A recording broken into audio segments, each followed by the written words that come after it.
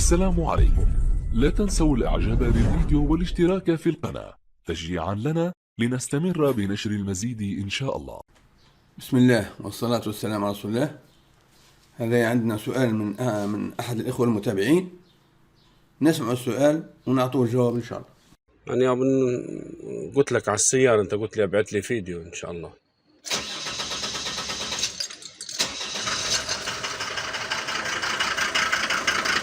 هذا الصبح أنت تولع هكي صوتها.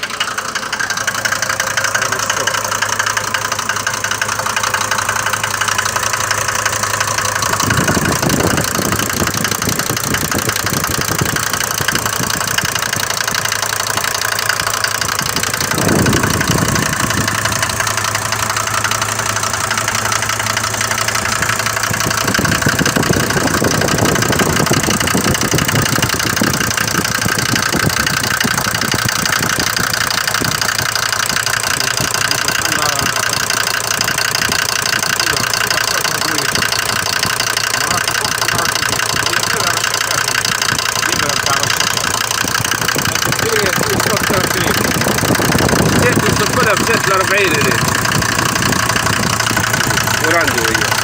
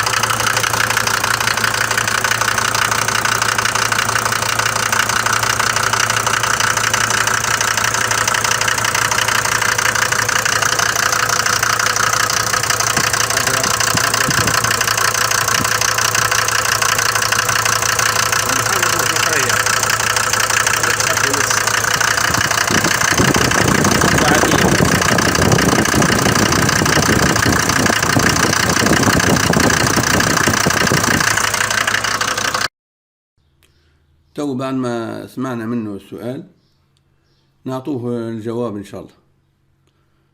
بسم الله الرحمن الرحيم. هو مشكلة المحركات الديزل هذه المرسيدس فيهم الطقطقة هذه، لكن مش بالصفة هذه الموجودة تو عند خونا هذايا من ليبيا. أنا سألته يعني باختصار المشكلة هذا، قال لي أنا شريتها زي ما هي هيك، شريتها فيها الصوت هذايا وزي ما هي هيك. وسألته على الزيت شنو اللي تستعمل فيه، قال لي نستعمل في ال40 العادي يعني. وسألت عارف سألت على الحرارة ولا الحصيل. الموضوع هذا راهو متعلق بعدة أشياء. أولا إن شاء الله يكون عنده الكلاس أو التستاتا أو السلندر يكون مش ممسوح، لأن يعني كي تمسح السلندر هذه أو التستاتا في المرسيدس يعمل الصوت هذا، يعمل القرقرة هذه وقتها احنا نولوا نقصوا شوية في المضخة في الطرمبة متاع المازوت، نقصوا لها شويه نقول احنا في اللافونس في زياده. اذا كان نمسح الكلاس، اذا كان الكلاس مش ممسوح والموتور سليم ومش مبسوس من قبل، عندك حاجتين ثلاثه تعملهم بحول الله يرجع الصوت طبيعي. اولا تعمل رنساج. مش معناتها رنساج، معناتها تعمل تنظيف للمحرك من داخل بماده متاع تنظيف فقط، مش بالمازوت يعني بالديزل بالنفط ولا لا، بماده معينه تسأل عليها موجودة. ونحب نعمل رنساج، نعمل يعني تنظيف للمحرك من داخل، يعطوك تصبها مع الزيت. فمنوعين زي أنا عندي فيديو أنا نحطه لك في الوصف نوتة. فمنوع اللي هو مرة برك مع الزيت سخون تصبه وتخلي السيارة تخدم، وبعدين تفرغ الزيت على الآخر وتغير الفلتر وتصب الزيت جديد. ومعها يعني هم زوز شيش يقولوا هم زوز خوارير يعني، فما حديد ولا بلاستيك ولا اللي هو يتصبوا مع الزيت في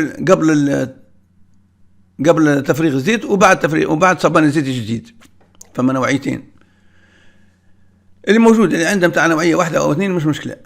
وبعد ما تعمل رنساج هذه تعمل تصب زيت 10-40 أقل شيء.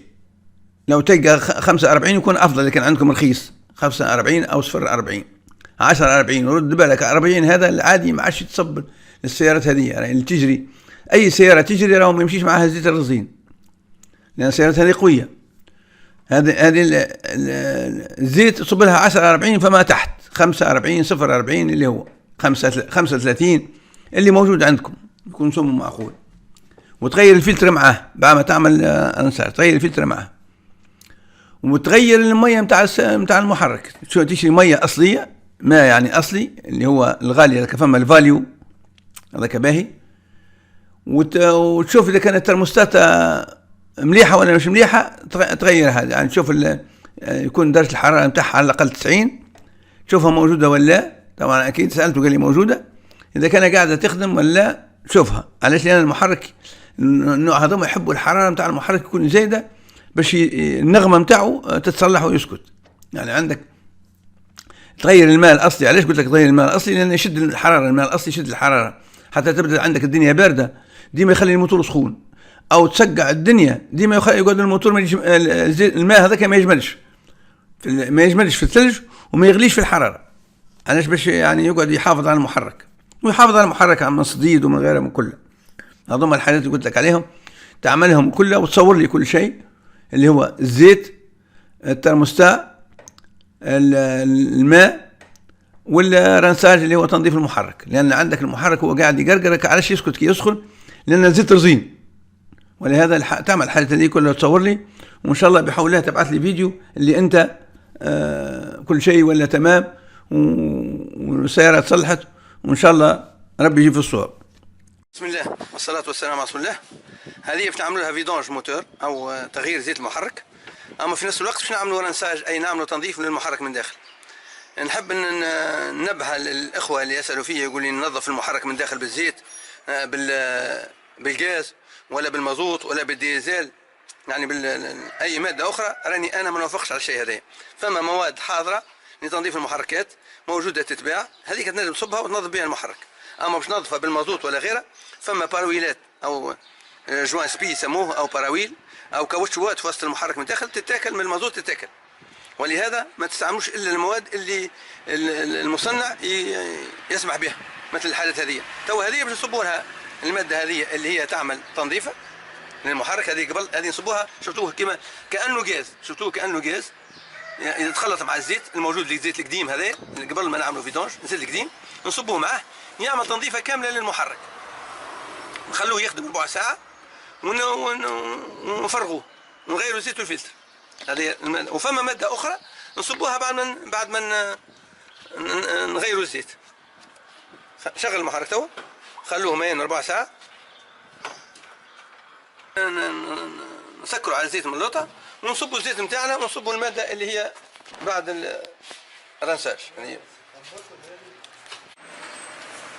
وعندنا احنا زوز انواع من المواد، فما قبل وبعد، يعني قبل وبعد الواحد. يعني هذه يعني تعمل تنظيفه للمحرك من داخل، تنظفه كلها، ترد نظيف كما تشوفوه كلهم، يعني خاطر تنزل ماده يعني تعمل رنساج من داخل وتعمل تنظيفه كامل للمحرك. وهذه باش تزيد تحمي المحرك من داخل، وممكن يعني تكون سبب في يعني نقص ماكله الزيت. ممكن يعني مش اكيد، لكن يعني ممكن تنجم تكون تعاون. تو باش نصبوها هي الاولى.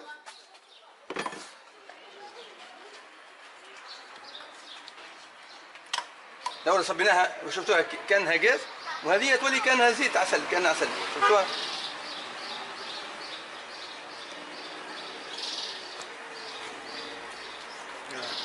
كانها عسل، شفتوها؟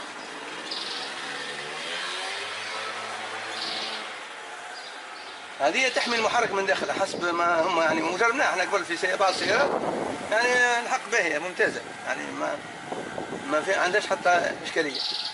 اما ما جربناهاش تو في حكايه ماكله الزيت، ما زلنا ما جربناهاش. ان شاء الله تواتي سياره فيها يكون نقص زيت نجربوها فيها.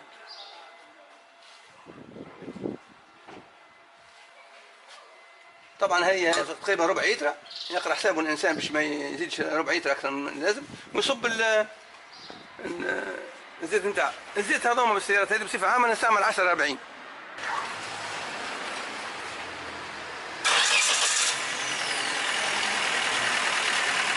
فتله مو بالزيت ها حط لانبوب الزيت، يعني ديما نستنوا لانبوب الزيت تطفى باش نشوفوا فماش تضيع زيت من الفلتر ولا حاجه، ونعاودوا نسكتوها سكت، ونعاودوا نقيسوا الزيت نتاعنا، خلوها حسب الواحد توا باهي، مش لازم نزيدوها. وثاني يوم صاحبها يتفقدها، يعني ثاني يوم وهي بارده الصباح بالذات يتفقدها، اذا كان ناقصه يزيدها، واذا كان زايده حتى شعره ما يهمش، ما تعمل حتى شيء. ان شاء الله تفيدكم حالات كيما هيك، والسلام عليكم ورحمه الله وبركاته. لا تنسوا الاعجاب بالفيديو والاشتراك في القناة تشجيعا لنا لنستمر بنشر المزيد إن شاء الله.